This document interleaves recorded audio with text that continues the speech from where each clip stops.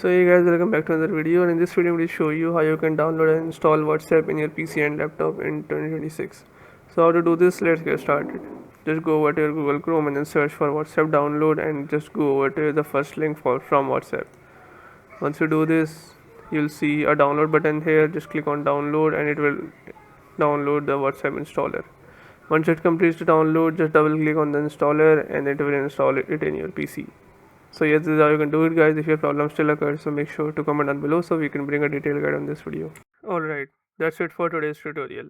I really hope this video helped you solve your problem or learn something new about your PC. My goal on this channel is to make everything about computers simple and easy, whether it's fixing errors, downloading software or any game, boosting performance of any Windows or any game, or understanding new tools. If this video was helpful in any way, don't forget to hit the like button because it really motivates me to keep bringing you more useful content.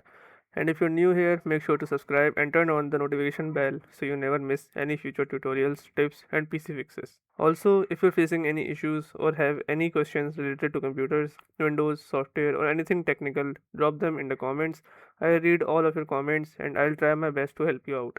Thanks a lot for watching. Take care of your system, keep learning, and I'll see you in the next video. Thanks for watching.